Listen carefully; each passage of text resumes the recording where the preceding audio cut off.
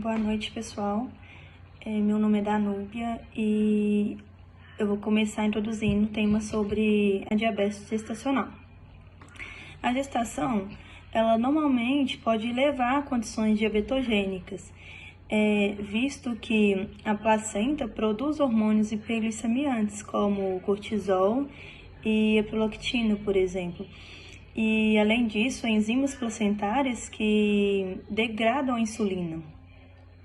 E como consequência disso, pode ocorrer então o aumento compensatório dessa insulina e uma certa resistência também dessa insulina, que pode evoluir para um tipo de disfunção dessas células betas do pâncreas. A diabetes mellitus gestacional, ela é um problema de saúde pública e mesmo que haja um pré-natal bem acompanhado e seja descoberto precocemente, ainda pode persistir em alguns problemas de crescimento fetal e outras anomalias, além de também poder causar problemas futuros até para a gestante. Então, é recomendado que faça uma triagem precoce do diagnóstico mellitus gestacional nas gestantes e logo na primeira consulta, para que haja um acompanhamento o quanto antes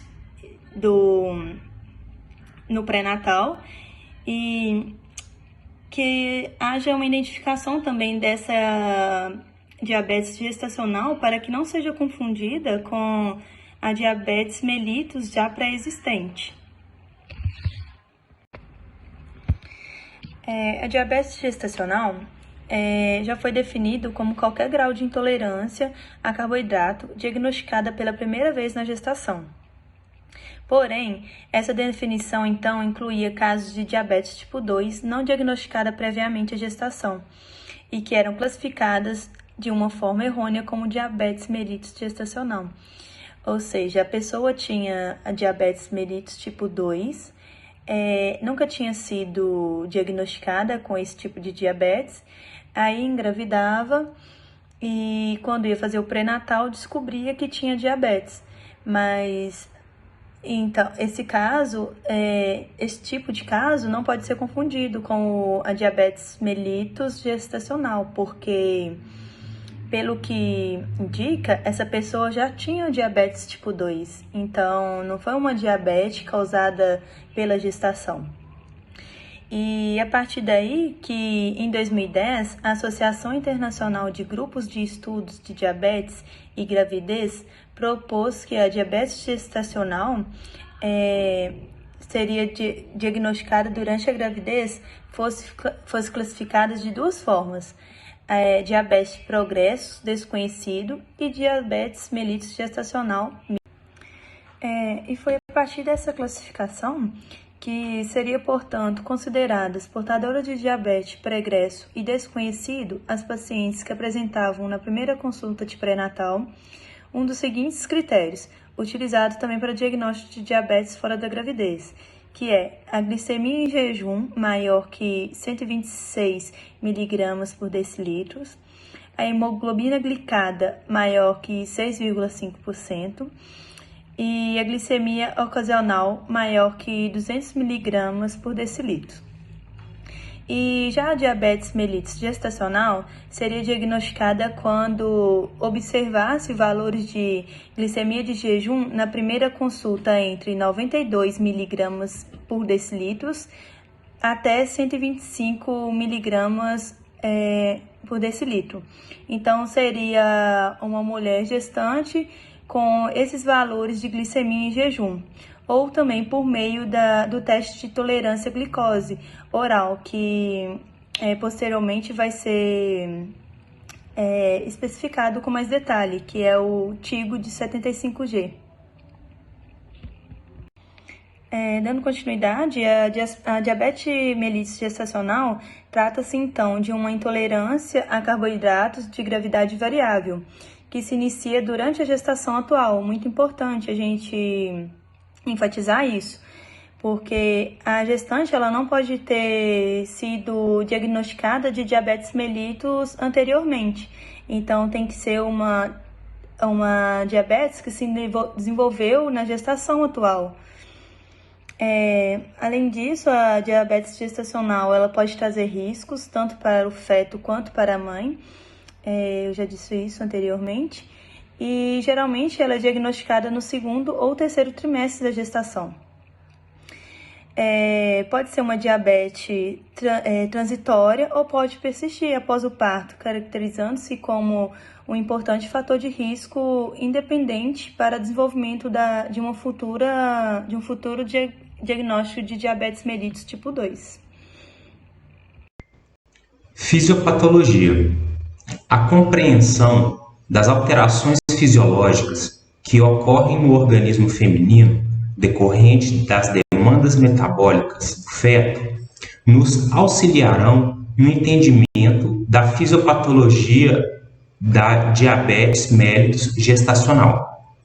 O organismo materno passa a ser responsável pelo crescimento e desenvolvimento do feto e, para isso, é desencadeado um estado de hipoglicemia de jejum, um catabolismo exagerado de lipídios e progressiva resistência à insulina.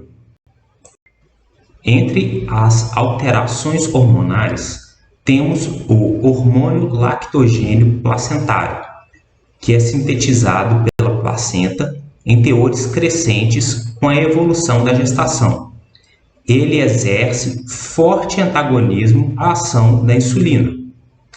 Os estrogênios, progesterona, cortisol e prolactina são hormônios também sintetizados pela gestante em quantidades ascendentes, que apresentam importante ação hiperglicemiante. As alterações metabólicas envolvidas são basicamente três. Primeiro, resistência à ação periférica da insulina.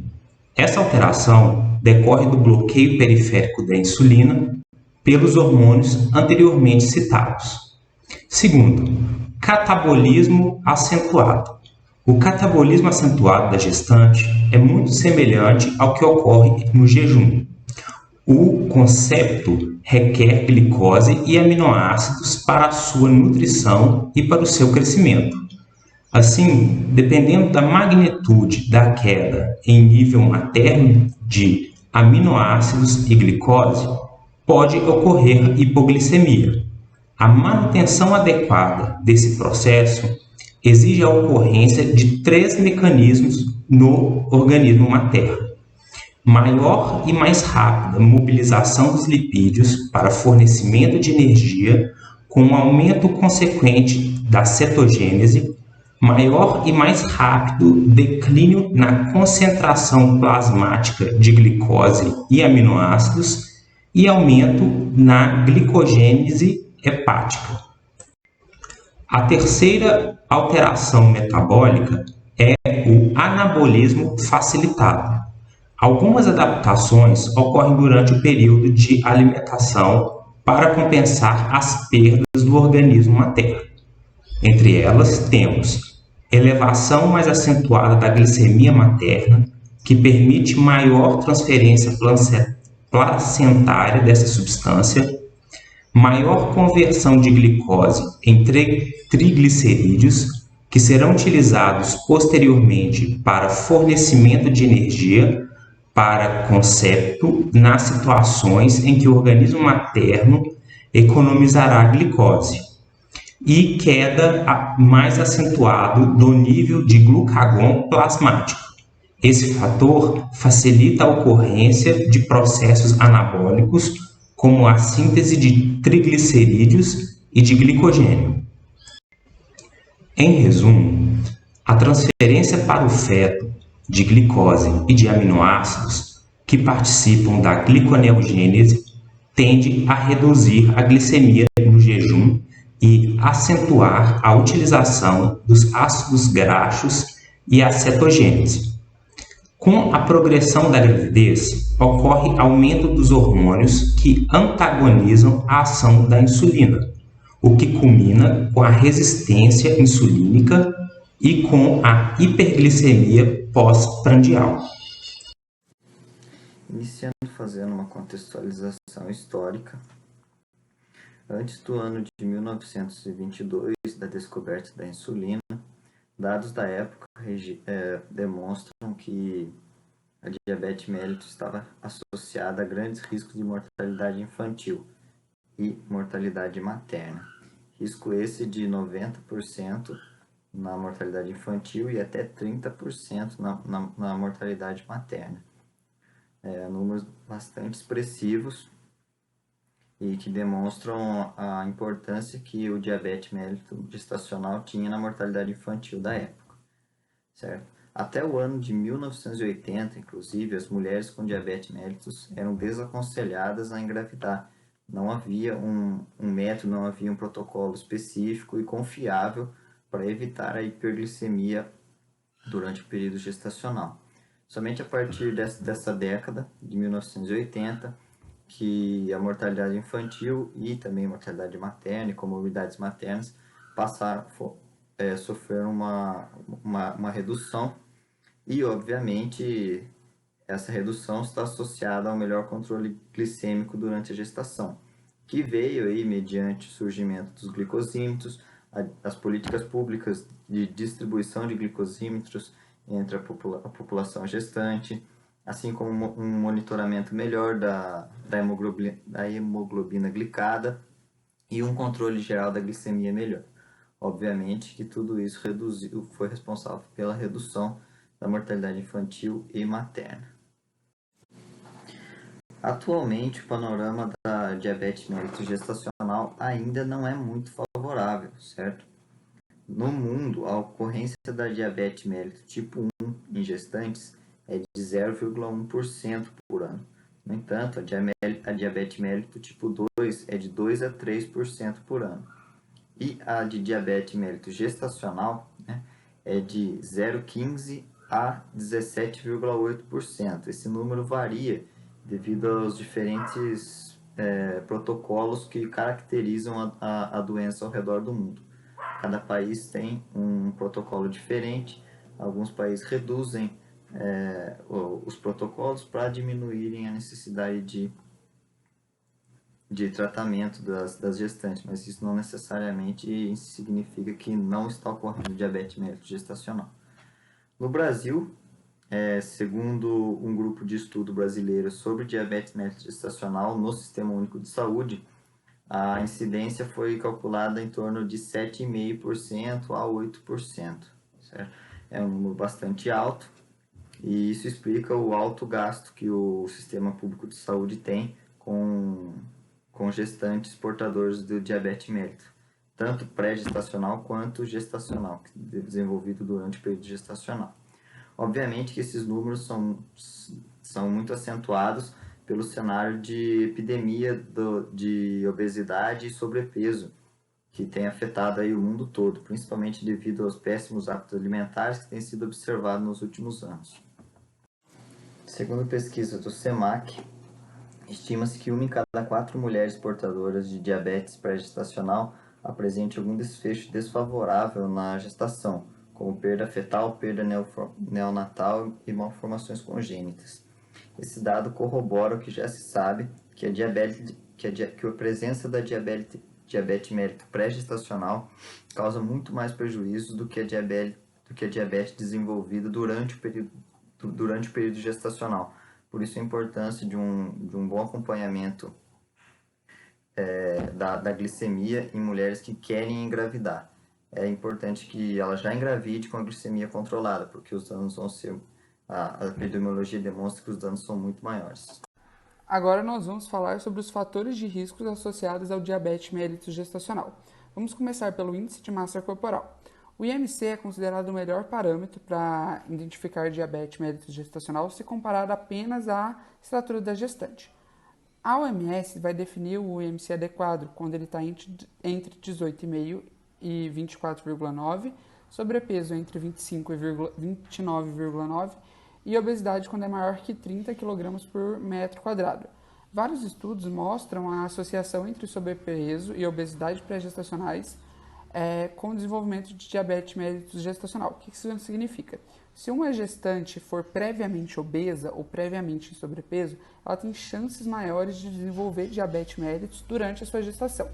É importante avaliar também o ganho de peso em cada trimestre da gestação como medida profilática para o diabetes mellitus gestacional. Existem parâmetros corretos de ganho de peso para cada trimestre para uma gestante para ela ter o menor risco possível para desenvolver diabetes mellitus gestacional.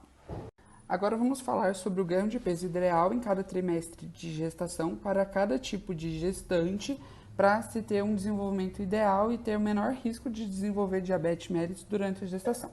Para o primeiro trimestre gestacional, o ganho de peso ideal para gestante de baixo peso seria até de 2,3 kg. Para mulheres de peso normal, até 1,6 kg. E para mulheres com sobrepeso, até 0,9 kg. Se seguir esses parâmetros, tem um risco menor de desenvolver diabetes mellitus gestacional. O primeiro trimestre é o mais importante. Grandes estudos associaram maior risco de desenvolver diabetes mellitus gestacional nesse período, se comparado aos outros trimestres, se o ganho de peso foi inadequado. No segundo e no terceiro trimestre, o ganho de peso semanal médio seria de 0,5 kg para gestantes com baixo peso, 0,42 para gestantes com peso adequado e para com sobrepeso e obeso a gente teria que ganhar 0,28 e 0,22 respectivamente. Se seguidos, como eu já disse, esses parâmetros, o risco de desenvolvimento de diabetes mellitus gestacional é menor. Agora vamos falar de outros fatores de riscos associados ao diabetes mellitus gestacional. O primeiro deles é a estatura, mas como eu já disse, o IMC é um parâmetro melhor que a estatura para avaliar diabetes mellitus. Mas no Brasil, o estudo brasileiro de diabetes gestacional demonstraram que mulheres com menores de 151 centímetros têm risco aumentado em 60% para o desenvolvimento de diabetes mellitus gestacional. A idade materna é outro fator muito importante, que a partir dos 25 anos a gente tem um risco progressivo para diabetes mellitus gestacional. E mulheres acima de 35 anos têm 6 vezes mais chances de desenvolver diabetes mellitus gestacional. E na população brasileira, etnia não é considerado um fator de risco para diabetes mellitus gestacional devido à miscigenação da população. Um outro fator de risco associado à diabetes mellitus gestacional é a síndrome do ovário policístico. A síndrome do ovário policístico é uma endocrinopatia que vai afetar de 4 a 11% das mulheres, sendo que 50% delas vão ser obesas e apresentar resistência à insulina. Esses fatores estão muito ligados à gênese da diabetes mellitus gestacional. Portanto, mulheres que têm síndrome do ovário policístico têm 11 vezes mais chances de apresentar diabetes mellitus durante a gestação. Agora vamos falar o resumo dos fatores de risco para diabetes mellitus gestacional. O primeiro quadro é com base na ADA, que é a Associação Americana de Diabetes. Eles estabelecem como fatores de risco uma idade maior que 25 anos, um sobrepeso ou obesidade com IMC maior que 25 kg por metro quadrado, antecedentes familiares de primeiro grau, antecedentes de alteração no metabolismo da glicose, antecedentes obstétricos, que seriam uma perda gestacionais de repetição, diabetes gestacional, polidrâmino, macrosomia, óbito fetal, malformação fetal, hipoglicemia neonatal e síndrome do desconforto respiratório. E as etnias de risco seriam a hispânica, a asiática, a africana e o americano nativo.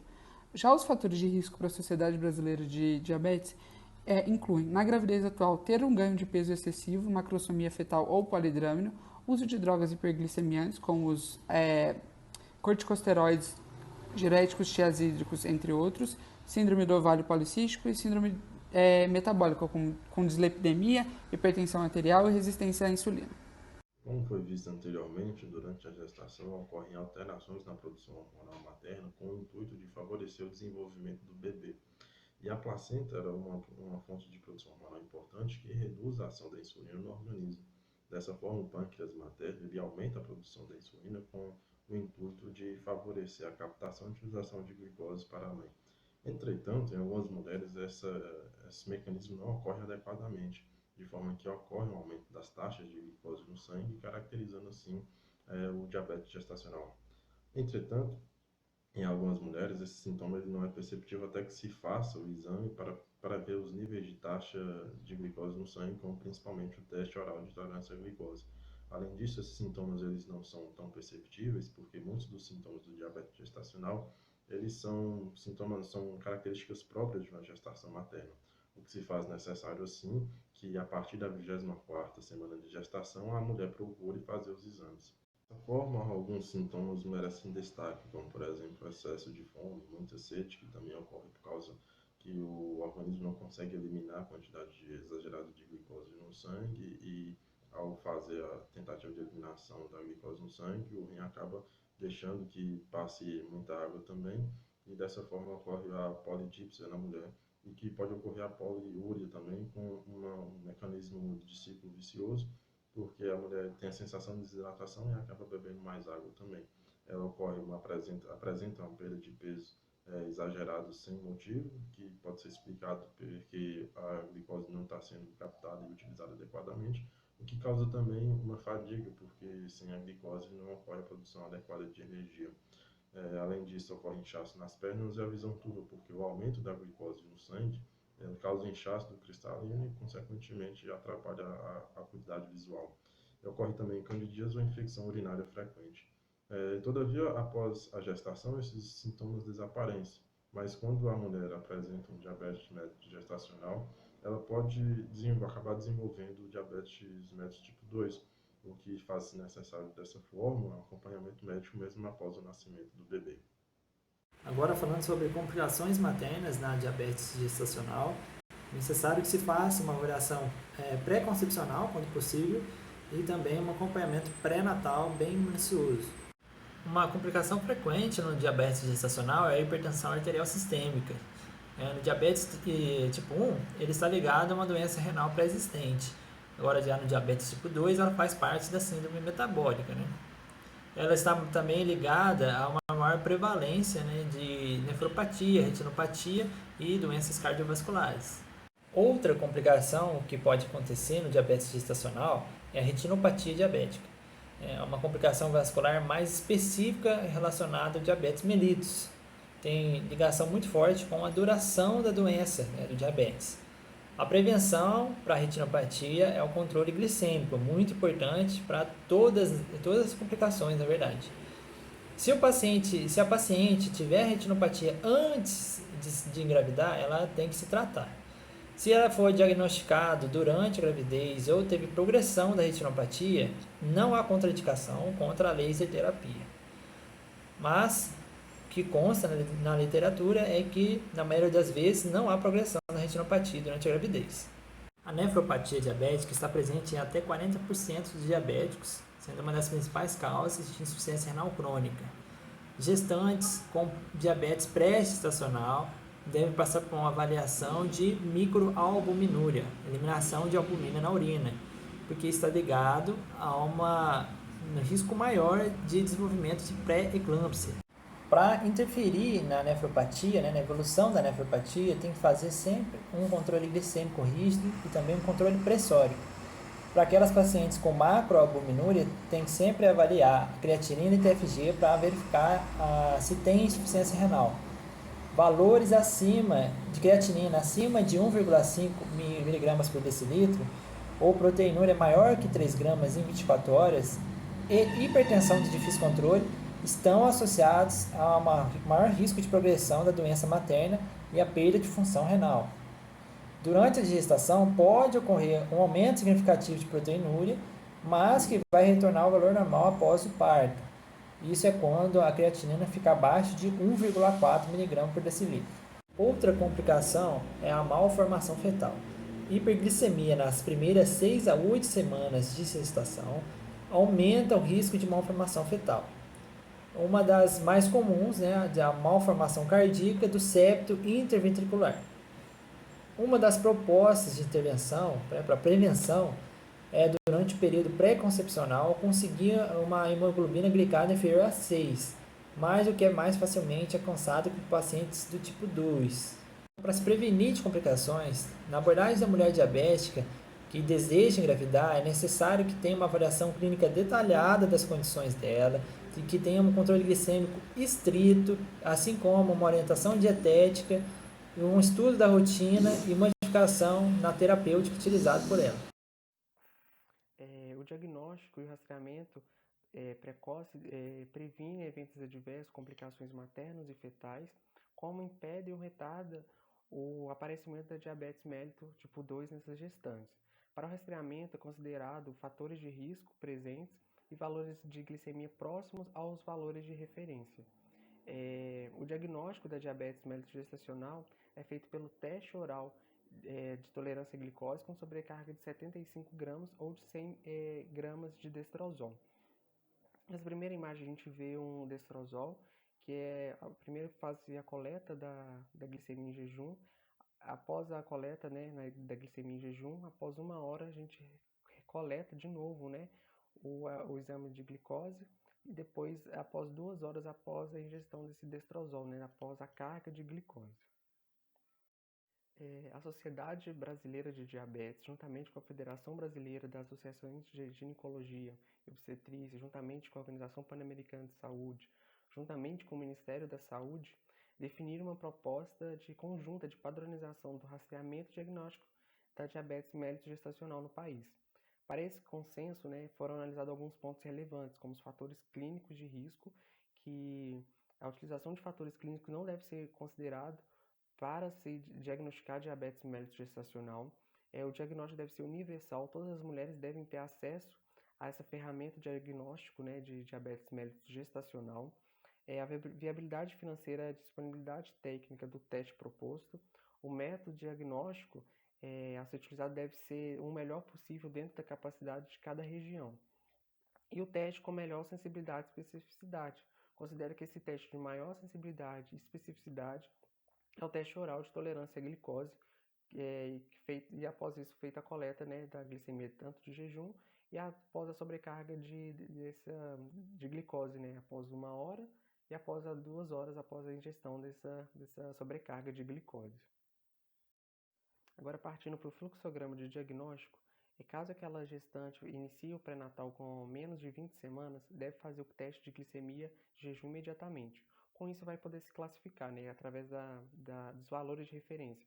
Caso o valor daquela gestante esteja acima de 126 mg por decilitro, a glicemia de jejum, ela é classificada com diabetes mellitus, tipo 2.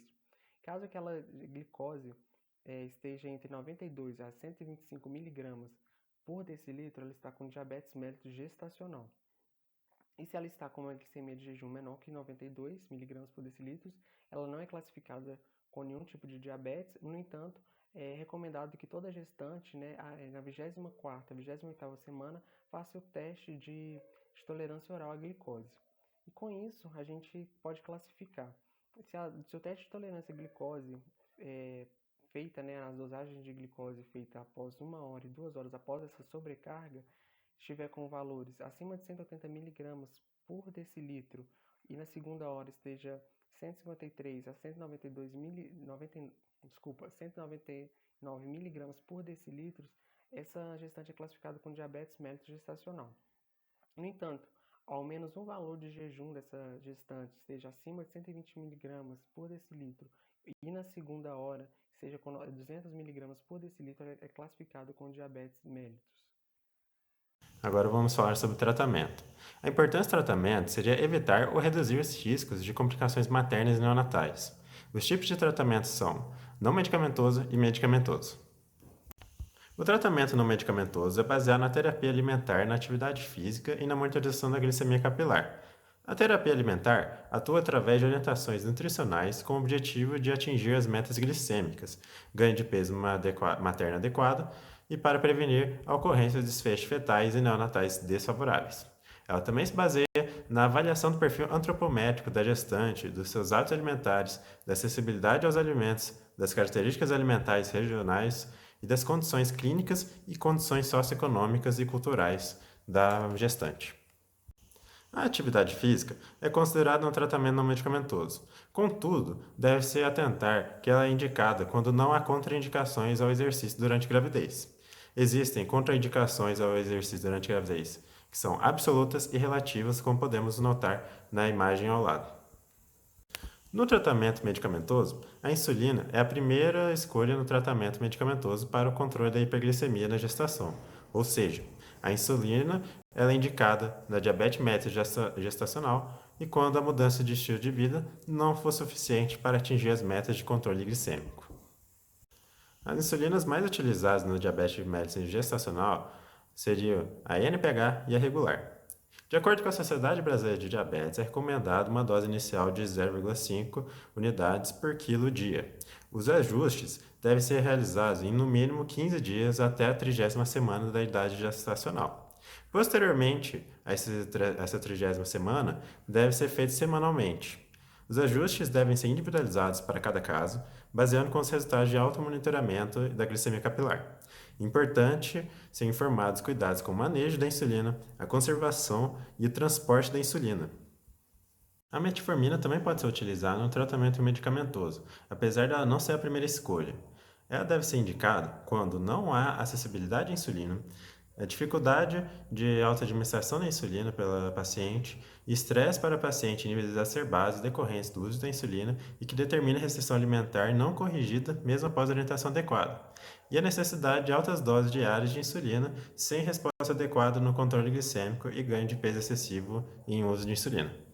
Nas gestações complicadas pela diabetes mellitus gestacional, a monitorização da glicemia deve ser realizada a partir do diagnóstico até o pós-parto, visando a adequada avaliação da eficácia e da adesão à terapêutica e, consequentemente, a obtenção do controle glicêmico adequado.